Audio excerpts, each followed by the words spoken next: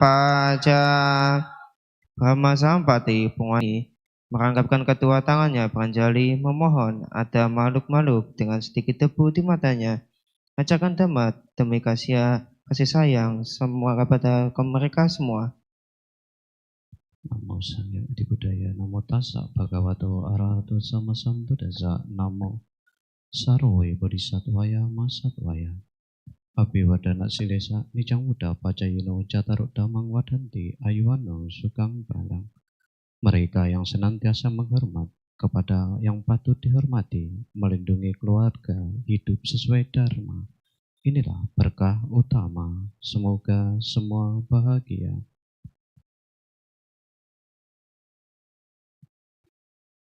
Baik, terima kasih kepada pemimpin Puja Bakti yang saya hormati, Upasaka Pandita, Upasika Pandita, dan Bapak Ibu Saudara sekalian, juga sahabat-sahabat terkasih.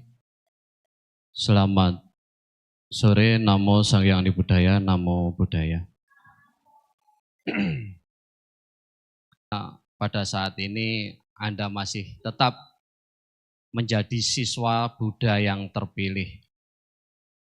Terpilih atau dipilih, saya tidak tahu. Yang jelas pada saat ini Anda masih kokohnya keyakinan sehingga didera kegiatan yang begitu padat dari subuh sampai malam kemarin, kalau nggak salah ibu-ibu mungkin pulang jam 11 ya, apa jam 12 malahan.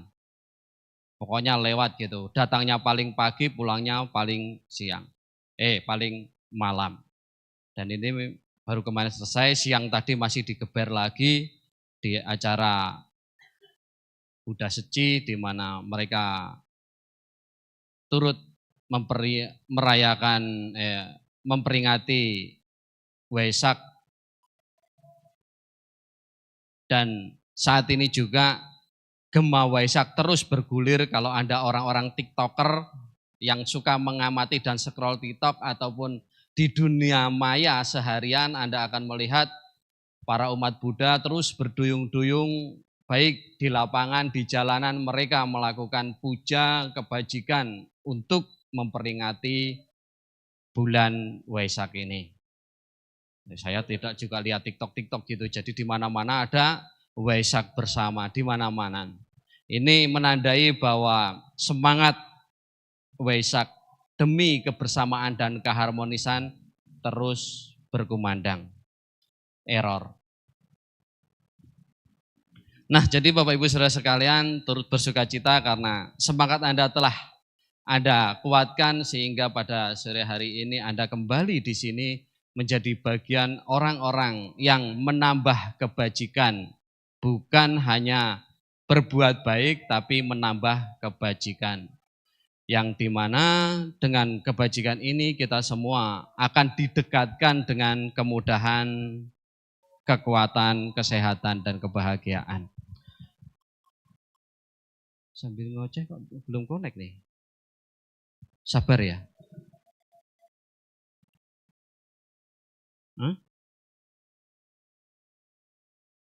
Enggak masuk. Pak Bayu tolongin. Gaptek.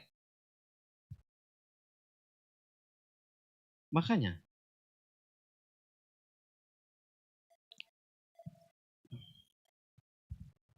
Nah, Bapak Ibu Saudara sekalian, kembali ya. Buat intermezzo aja.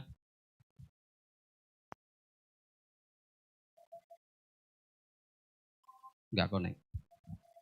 Oh, udah.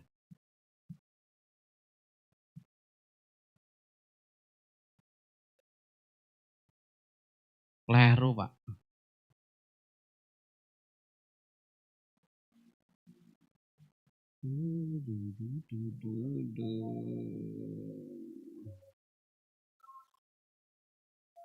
Dulu. Nah, ini baru sekarang terkonek.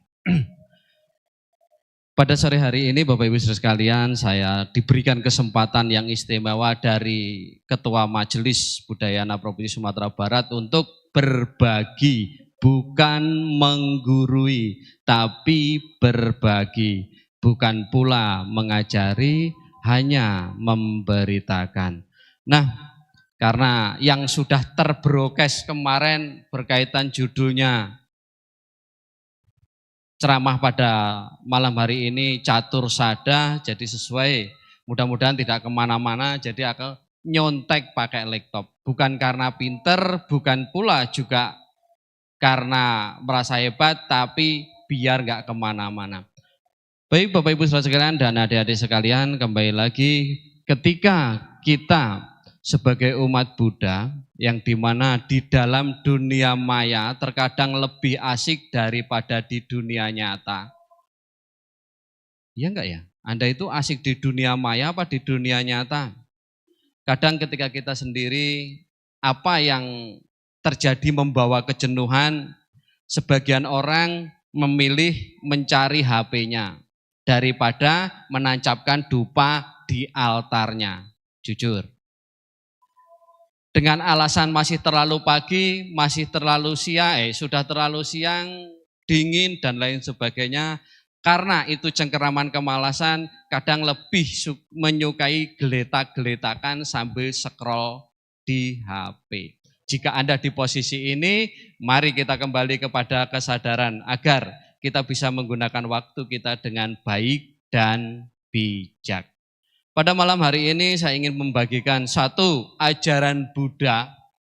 Nanti ada teks Pali, ada teks Sanskrit. Saya menyajikan ini semua daripada Anda membaca. Sepertinya kalau Anda membaca, di kitab suci juga ada. Daripada Anda membaca, mending tak bacakan saja. Sekarang jujur-jujuran, pernah nggak buka kitab suci? Pernah Bante, tapi parita. Ayo toh, kalau parita mungkin, lu sekarang aja nggak pegang parita loh, keren. Bagi yang sudah hafal nggak apa-apa, yang belum hafal apa nggak jadi masalah. Ya mudah-mudahan ini tidak mengoyak keyakinan kita akan Buddha Dharma. Pada malam hari ini saya ingin berbagi tentang ajaran Buddha mengenai srada atau sada. Sada itu keyakinan, catur itu dalam bahasa Sanskritnya 4. Jadi bukan papan catur ya. Jadi 4 keyakinan. Keyakinan biasanya muncul itu karena lingkungan. Keyakinan itu bisa muncul karena lingkungan. Lingkungannya maaf ngomong suka berdana, berbagi, biasanya muncul, oh ternyata berbagi itu bisa bikin bahagia. Sehingga keyakinan berbagi muncul. Keyakinan bisa muncul lagi yang sukanya bakar-bakar, membuat dupa, terus puja-puja begitu. Oh bisa muncul keyakinan yang berkaitan dengan pandangan keliru. Keyakinan muncul juga bisa karena pengalaman pribadi. Anda memiliki pengalaman pribadi, dikecewakan, disakiti, di PHP, di apapun. Oh ternyata disakiti itu membuat aku menderita. Jadi keyakinanku bahwa menyakiti orang itu menderita, aku tidak mau menyakiti. Tumbuh keyakinan tidak mau menyakiti dari pengalaman pribadi. Dari kebutuhan biologis, psikologis berkaitan ingin mendapatkan rasa aman. Karena banyak masalah, kerugian, keruwetan, jerawat di mana-mana, cemoohan di mana-mana, sehingga datang ke sini, tancap hiu yang gede, minta perlindungan. Delalah. Maaf ya kalau kecampuran Jawa. Kebetulan terus terjadi. Mendapatkan aman, adem, akhirnya muncul keyakinan. Ternyata kalau saat dilema mendera, lebih baik menancapkan hiu, lalu muncul kenyamanan. Itu kebutuhan psikologis berkaitan rasa aman. Keyakinan juga akan muncul dari pendidikan. Anda yang dari kecil sekolah minggu didik terus dana, sila, bawana akan membuatmu terbebas dari penderitaan, akan disukai banyak orang, dilakukan terus. Akhirnya dari pendidikan dan informasi ini mendapatkan keyakinan yang kokoh. Ada yang melalui pencarian kebenaran atau spiritual. Kalau Anda, kemarin baru saya dapat info dari orang-orang spiritual ketika mereka masuk alas, yang dikira di sana di Jawa sana ada suatu alas, dia masuk, ternyata di tengah alas itu banyak orang spiritual. Nah itu juga bisa munculnya kokohnya keyakinan. Atau dari diskusi itu bisa muncul keyakinan, kontemplasi dan perenungan Buddha, Dhamma, Sangha, Nusati itu semua bisa memperkuat keyakinan dan memunculkan keyakinan. Pada malam hari ini saya akan memberitakan catur sada 4 keyakinan yang dimaksud. Tapi sebelum masuk ke sana Bapak Ibu Saudara sekalian, saya ingin memberitakan makna keyakinan dalam agama Buddha. Dalam agama Buddha, keyakinan dikenal sebagai srada, bahasa Pali, atau srada Sanskrit. Keyakinan dalam ajaran Buddha bukanlah kepercayaan buta, melainkan kepercayaan yang berdasarkan pemahaman, pengalaman, dan kebijaksanaan. Sudah saya sebutkan di atas, kalau Anda mengerti, nggak mengerti ya enggak apa-apa. Yang penting Anda konsentrasi di sini. Sumber ajaran tentang keyakinan dalam agama Buddha. Di dalam Kalamasuta Anguttara Nikaya 365, dalam Kalamasuta Buddha mengajarkan bahwa seorang tidak boleh menerima suatu ajaran hanya karena tradisi atau kebiasaan lama. Jadi ada seorang murid sama gurunya, dicerita ya, baca tapeco Amitofo, Amitofo, Amitofo, Amitofo gitu. Ketika di belakang sana Amitofo kucing ngeong-ngeong. Muridnya melihat kalau baca Amitofo kok ada kucing. Gurunya kan kebringsikan. Nyuruh muridnya, nak ikat kucing itu. Akhirnya sama muridnya yang baik diikat kucingnya. Gitu. Nah orang lewat. Oh ternyata kalau baca tapeco itu ngikat kucing. Gitu. Padahal dia nggak tahu karena tadinya kucing. Bukan kepercayaan yang begini. Karena tradisi gitu. Atau kebiasaan lama. Jadi ya memang kalau perjalanan kebaktian kita dari masa awal, dari saya kecil dulu sampai sekarang, belalang memang mengalami pergeseran. Ya memang ketika kadang pakem lama terkoyak, bisa runtuh keyakinannya. Orang-orang kampung itu, yang orang umat Buddha kampung gitu kan, kalau kita beritakan modern ini, gitu mereka terkoyak keyakinannya. Mereka lebih percaya yang dulu-dulu. Yang dulu-dulu itu bacanya itu lambat, jadi sampai ngantuk-ngantuk. Ini nanti ya sampai jam berapa ini gitu kan.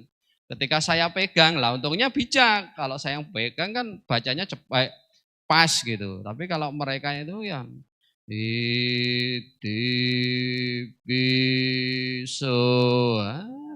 kalau kebaktian di kampung-kampung begitu.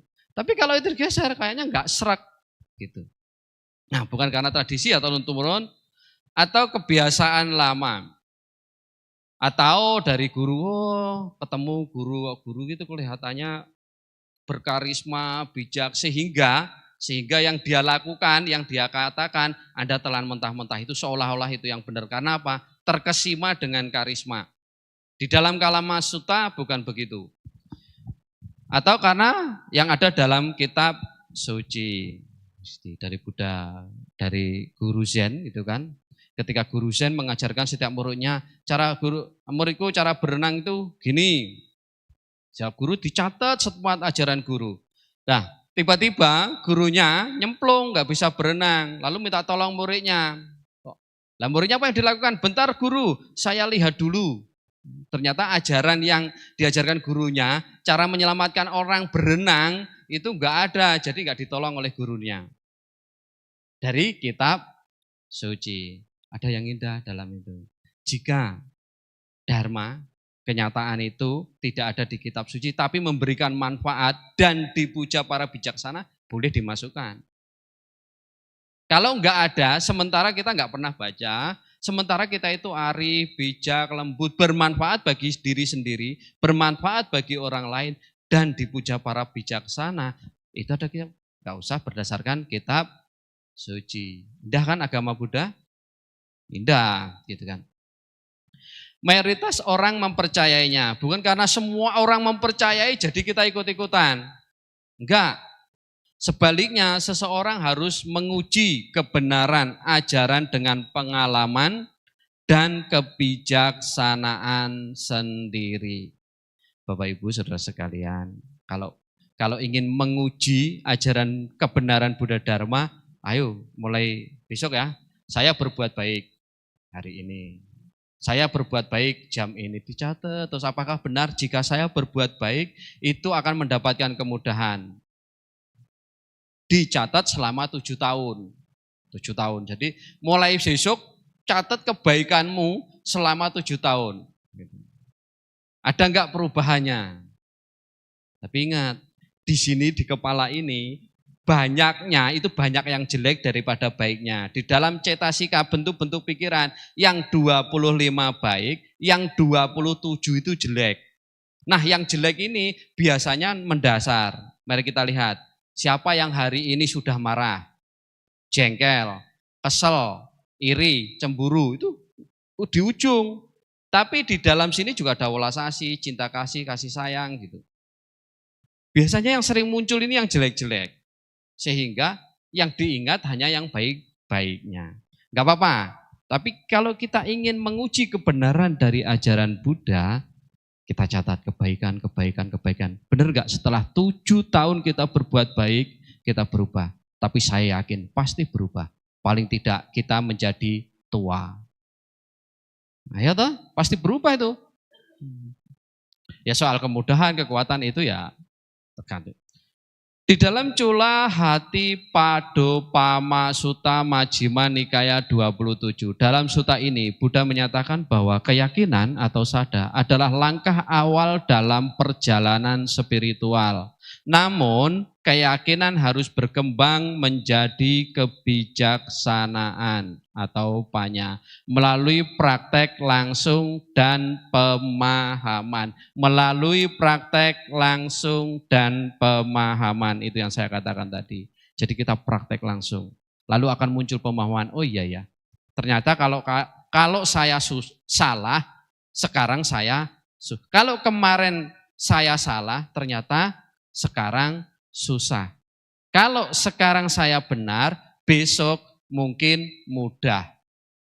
Tapi jelas itu hukum karma itu apa yang ditabur itu yang akan dituai.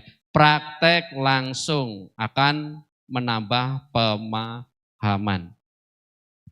Dalam Dhammapada ayat 97, orang yang memiliki kebijaksanaan tidak hanya percaya begitu saja, tetapi ia menguji dan memahami dengan benar. Ayat ini menegaskan bahwa keyakinan dalam Buddhisme harus disertai dengan kebijaksanaan dan pemahaman. Kalau percaya begitu aja, yakin dan percaya begitu aja tanpa bijaksana, biasanya jadi tersesat. Biar enggak tersesat dan menyesatkan, maka harus tumbuh kebijaksanaan.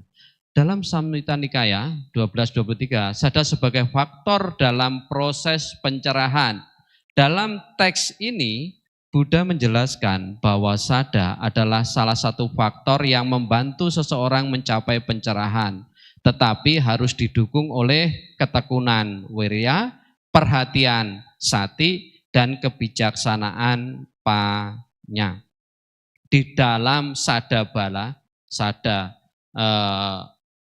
bala itu kekuatan, pancabala itu ada 5 kekuatan, di urutan pertama itu adalah sadha, keyakinan, kedua kemoralan, ketiga wirya, sati, panya.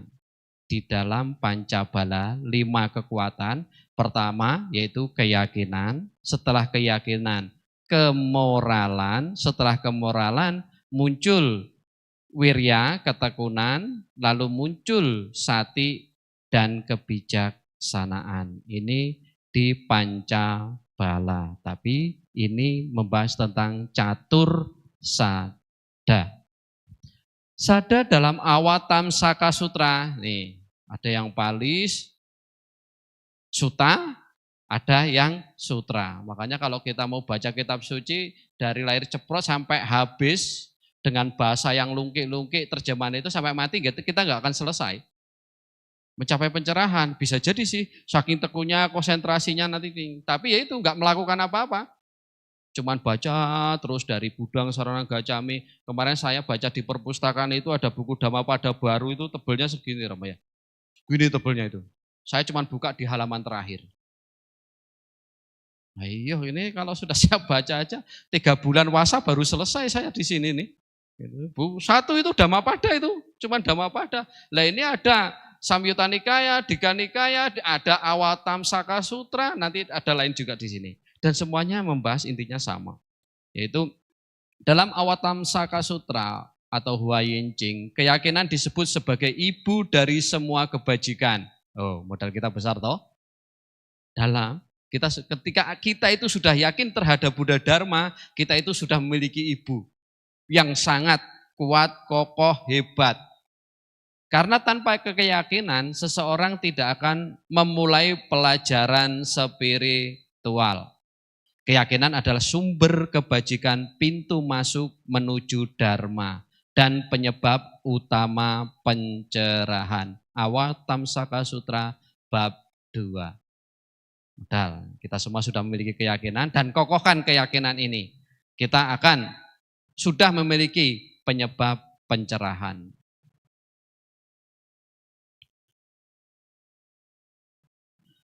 Dalam Srada, dalam Lotus Sutra Sadharma Pundarika Sutra. Pernah baca Sadharma Pundarika Sutra, pemimpin? Ya buku ini Kuan Im dipuja-puja, nggak tahu, nggak ngerti. Sadharma Pundarika Sutra. Sutra ini menekankan keyakinan bahwa semua makhluk dapat mencapai kebudaan. Inilah satu alasannya kenapa hati-hati ketika kita membunuh makhluk. Karena semua makhluk berpotensi mencapai kebudaan. Bahkan mereka yang awalnya tidak memiliki harapan, bahkan mereka yang awalnya tampak tidak memiliki harapan. Bayangkan orang yang dalam, maaf ngomong, mungkin buta, mungkin goblok gitu ya, atau lain sebagainya gitu. Mereka berpotensi mencapai kebudaan. Dicontohkan dalam kisah Putra Naga yang menjadi Buddha. Putra Naga, dewa, ya, naga, berarti Asura, dewa naga ya. Begitu aja bisa mencapai Buddha. Menunjukkan bagaimana bahkan makhluk yang dianggap rendah pun bisa mencapai pencerahan melalui keyakinan dalam latihan. Sadharma Pundarika Sutra. Srada dalam Langkawatara Sutra. Sutra ini membahas tentang keyakinan sebagai faktor penting dalam memahami ajaran sunyata, kekosongan. Tanpa keyakinan, seseorang tidak dapat memahami ajaran mendalam tentang realitas. Begitu penting keyakinan itu, Bapak Ibu Saudara sekalian. Srada dalam Sutra Amitabha Buddha dan Sutra Tanah Suci. Dalam tradisi Tanah Suci Pure Land, keyakinan terhadap Amitabha Buddha sangat penting. Sutra ini mengajarkan bahwa dengan memiliki keyakinan yang teguh dan melafalkan nama Amitabha Nyanpo Nenbutsu, seseorang dapat terlahir kembali di Sukawati Tanah Suci.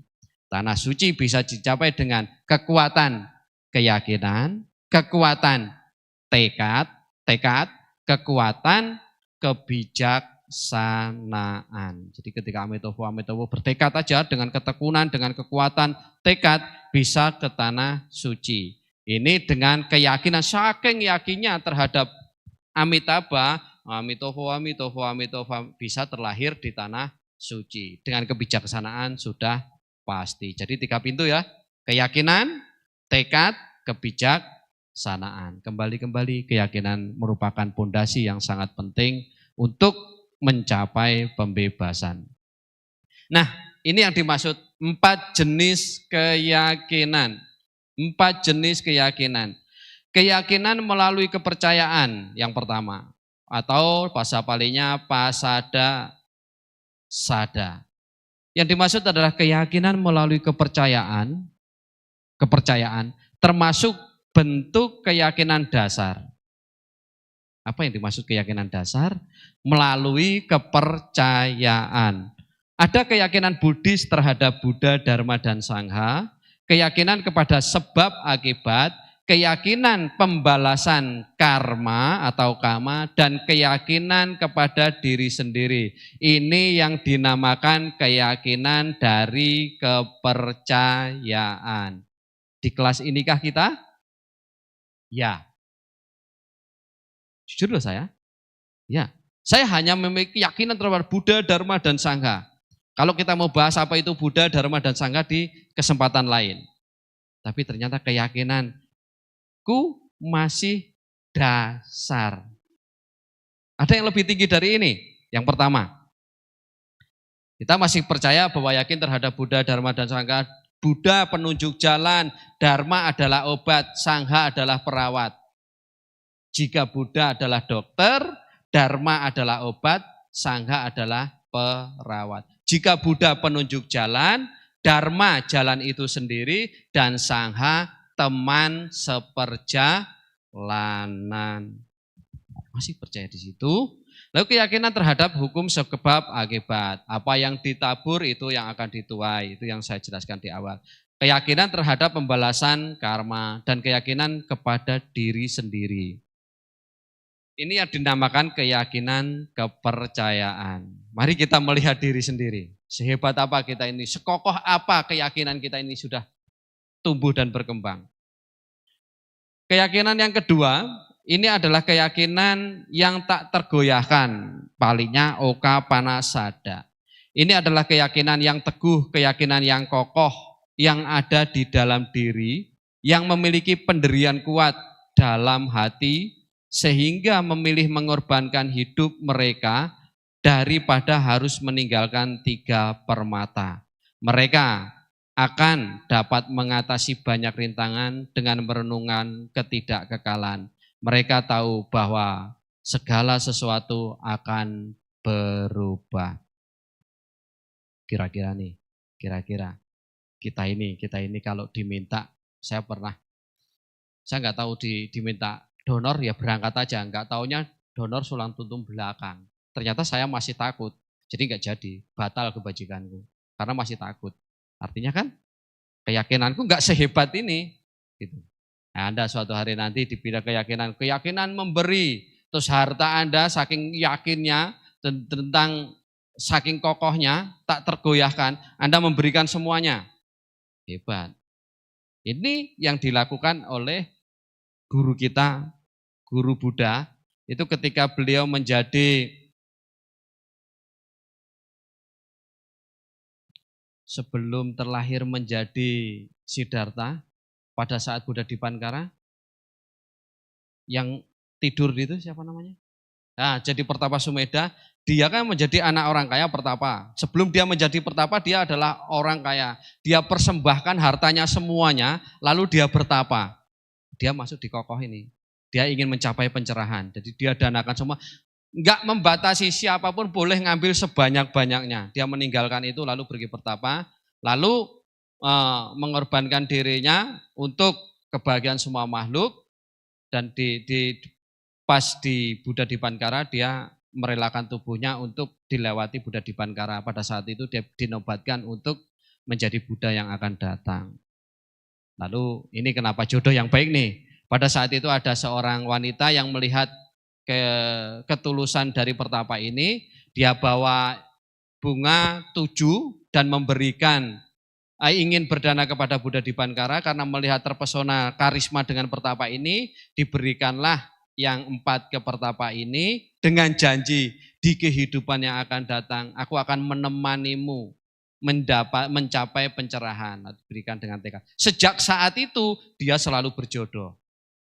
Sejak saat itu, bahkan di dalam kitab dia sejak dia ikrar begitu 100.000 kelahiran. 100.000 kelahiran dia berjodoh sampai menjadi Pangeran Siddhartha dan menjadi Buddha. Dia berjodoh terus. Makanya Anda para jumbluan-jumbluwati cari yang begitu. Nah, bagi yang mau menikah, ikrar Anda harus disertai dengan kebijaksanaan yang seperti itu. Yang 3 diberikan ke Buddha Dipankara, yang 4 diberikan Pertapan. Dengan berkata, aku akan menemanimu sampai engkau mendapatkan pencerahan. Dia terlahir di alam neraka, di alam binatang dia ikut berjodoh. Di dalam rumah tangga Brahmana dia menjadi ikut. Pokoknya 100.000 kelahiran berdua, Buddha itu dengan pas waktu menjadi Pangeran Siddhartha dia menjadi Yasodhara. Bertemu. Bahkan mencapai pencerahan pun diajarkan oleh Pertapa itu. Itu kekuatan dari keyakinan yang tak tergoyahkan. Yang ketiga Bapak Ibu Saudara sekalian, keyakinan melalui pencapaian atau adigama sada. Ini adalah keyakinan dari orang suci.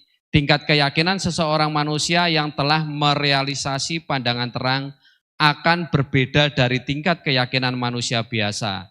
Seorang suci yang telah melihat dhamma sejati dan memiliki pengalaman langsung dalam dhamma dan nibbana. Jenis keyakinan ini melalui pencapaian ini bertahan melalui banyak masa kehidupan. Jadi kokoh sudah. Keyakinan yang ketiga. Cepatin aja. Keyakinan yang keempat adalah keyakinan bodhisattva dalam agama sada. Ini adalah keyakinan dari bodhisattva yang dimaksud di sini mengacu kepada orang yang tidak biasa. Contoh bodhisattva hidup. Keyakinan bodhisattva merupakan keyakinan yang dikembangkan ketika bodhisattva sedang memupuk kesempurnaan parami. Ada 10 parami, dasa punya kirya watu. PR cari di internet aja, Indomaret. Cari di internet aja, dasa punya kirya waktu apa aja. Yang paling dasar dana. Udah itu aja. Yang terakhir adalah uju kata, yaitu pemberian kebenaran, pandangan terang. Anda sekarang lagi ke-8. Apa itu? Dhamma sawana. Mendengarkan dhamma. Saya yang ke-9. Dhamma desana. Kalau sana dan sini jadi geblinger, tidak benar pandangannya, karma buruk. Makanya harus memberikan pandangan yang benar.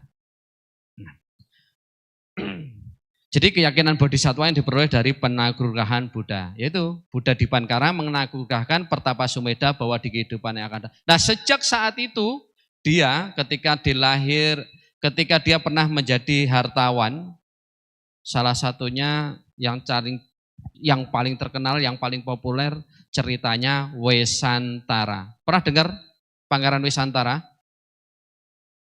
Hening ya, belum pernah dengar ya? Harusnya ini diceramahkan pas Katina Dana ini. Ketika sejak saat itu dia pernah terlahir menjadi Pangeran Wesantara. Dia terlahir di Putra Raja.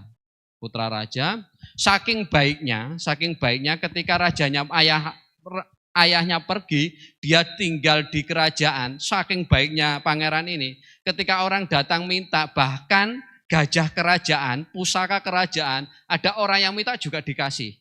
Atas kesalahan itu dia diusir oleh papanya. Sama anaknya 2, sama istrinya. Diusir dari kerajaan. Nah, singkat cerita, di tengah jalan gitu kan dia dicoba ketemu dengan Brahmana. Anaknya dikasih. Minta anaknya dikasih dua-duanya, makanya anaknya cuma 1. Dulu cerita di sana itu punya anak 2. Yang 1, yang Rahula itu mau lagi jadi anaknya papanya ini, yang cewek nggak mau, papa ini terlalu baik. Saya diminta jadi kehidupan yang akan datang saya nggak mau jadi anak papa lagi. Makanya pada saat di kehidupan Siddhartha dia punya cuma anak Rahula. Yang satunya nggak mau jadi anaknya karena mau dikasihkan. Masuk ke hutan lagi, istrinya diminta kasihkan lagi. Lalu Dewa Saka yang mengetahui ini bahwa ini adalah kerelaan yang besar. Lalu dia mengembalikan semua kejayaan Wesantara ini sehingga diterima lagi di raja kerajaannya dan kembali menjadi raja yang terkemuka. Begitu ceritanya singkatnya. Nanti kalau detail ada di kesempatan yang akan datang. Yang jelas dia menyempurnakan parami ini, salah satunya Wesantara yang paling terkenal. Nah, Bapak Ibu Saudara sekalian, ketika kita telah menyempurnakan 5 faktor pencerahan, kalau mau pencerahan, ternyata aku itu semakin hari semakin keriput, Aku itu semakin hari semakin dekat dengan sakit, semakin dekat dengan sakit, semakin hari aku itu semakin mengalami kenuaan gitu. Itu kita akan mampu menyadari itu. Pencerahan, yang ketika kita telah menyempurnakan 5 faktor pencerahan, yaitu keyakinan, kesehatan. Kesehatan itu masuk dalam faktor. Jadi hati-hati Bapak Ibu Saudara sekalian. Jadi kita semua ini kalau sakit-sakitan ternyata menunda faktor pencerahan. Nah, iya kalau meditasi adanya encok, kumat, terus yang sering di sini itu apa namanya ya? Kolesterol ya. Nah, ternyata kesehatan itu salah satu membantu untuk mencapai faktor pencerahan. Ketulusan hati sudah pasti, ketulusan hati, usaha, wirya, dan kebijaksanaan. Kita bisa segera mencapai kesucian ini setelah adalah kepastian yang disabdakan oleh Buddha. Kesimpulannya Bapak Ibu Saudara sekalian, keyakinan dalam agama Buddha adalah langkah awal yang penting, tetapi bukan satu-satunya faktor dalam pencapaian kebebasan spiritual. Buddhisme mengajarkan bahwa keyakinan harus diuji melalui pengalaman langsung dan dikembangkan menjadi kebijaksanaan. Untuk itu mari kita praktek langsung ajaran Buddha di Dasa Punya Kirya Watu. Pertama, dana, sila, bawana, santi, ikut berbahagia, patidana, dhamma sawana, dhamma desana, kurang satu lupa ya. Nanti cari di internet sendiri ya. Demikian yang bisa saya sampaikan, semoga kita terus bajik